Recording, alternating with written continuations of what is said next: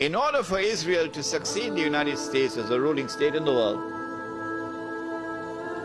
not only must the US economy collapse and the US dollar collapse, and when the US dollar collapses, it brings down the whole world of paper money with it. And if you don't believe me, just wait. Just wait. Not only must the United States collapse its economy and its money, but in addition, Israel has to wage a big war, which even non-Muslim political analysts are now anticipating. A big war. Even Jews now within Israel, I'm getting emails, even Jews within Israel, Jewish academics who are up in opposition to the Sharon government, they are now understanding that there's something big about to happen. And they're warning the world about it. Of course, too late now. Israel has to wage this big war, which is already planned long ago. And the territory of the state of Israel will dramatically expand.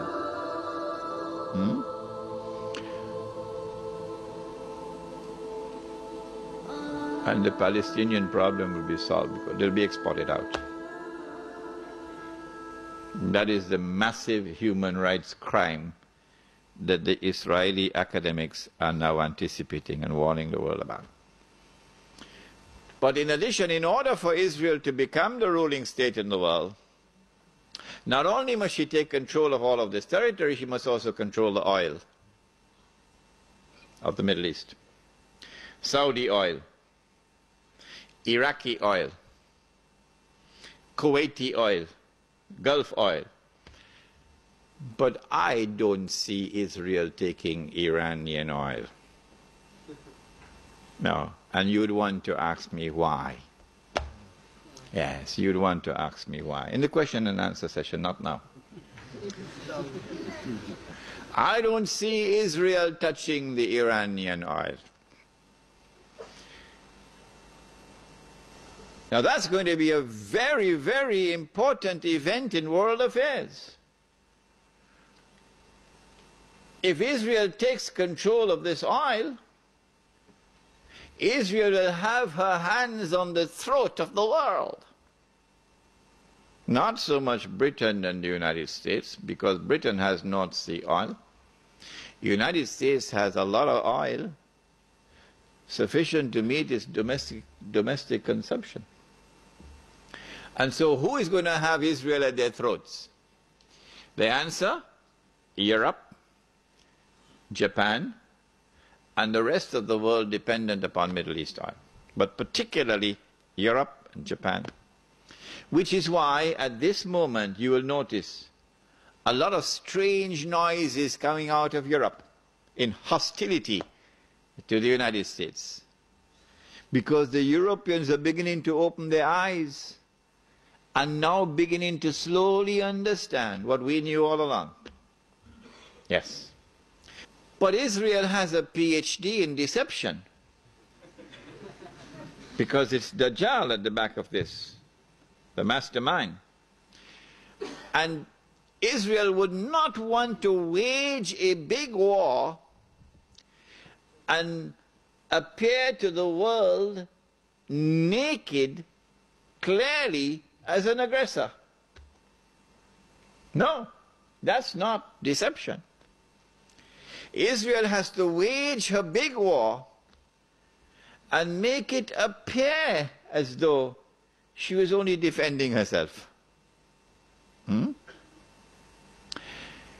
The only Muslim I know of who has had the capacity to be able to penetrate the deception that has been going on all these years, the only one I know of, was a man who never went to Al-Azhar University.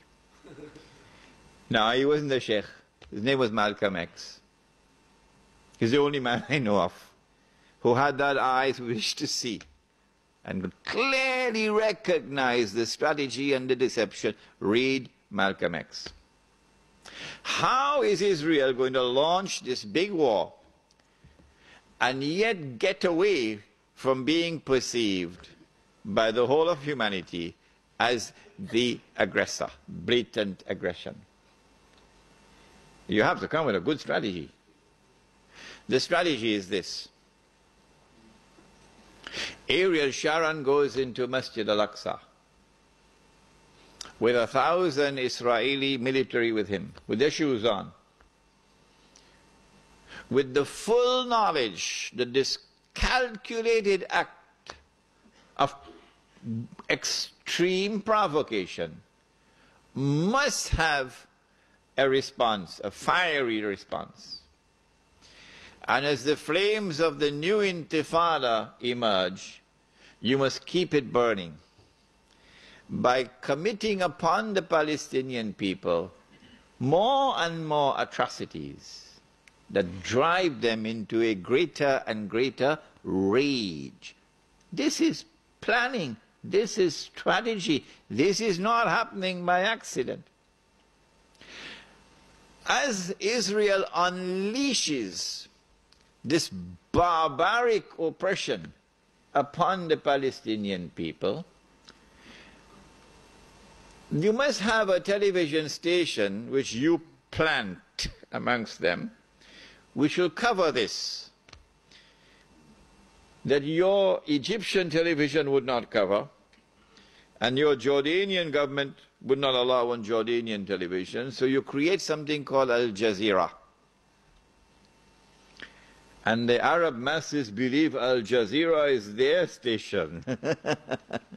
This is the only place in the world we can get authentic information, Al Jazeera. So Al Jazeera is now used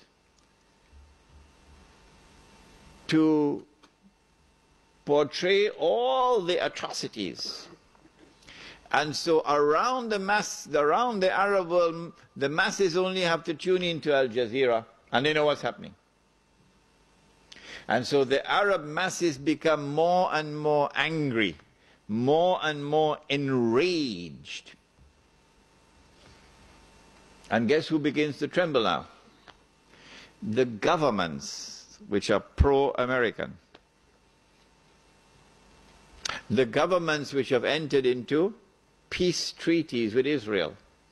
These are the ones who are now trembling because their people are becoming more and more enraged.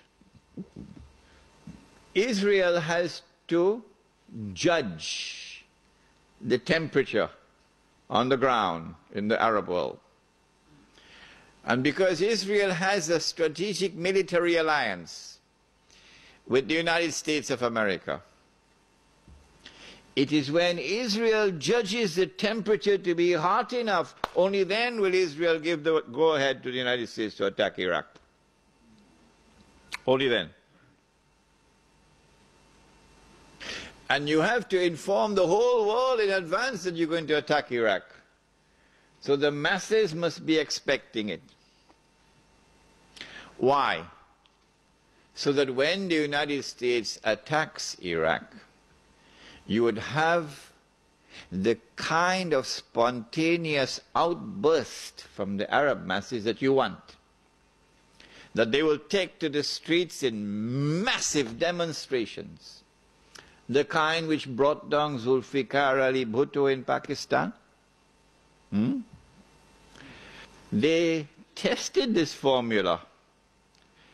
They tested this formula because they were actively involved in all that drama in Iran. Oh yes. Without in any way being uncharitable or lessening in any way my appreciation and my respect and the honor which I have for those who led the Iranian Revolution. I have to admit that in addition to their sincere efforts and their struggle against the oppression of the Shah, that there were also others that worked to help them without their even knowing it. So they have finessed this methodology of how to bring the masses out onto the streets. And this is what is about to occur. As the masses go out onto the street,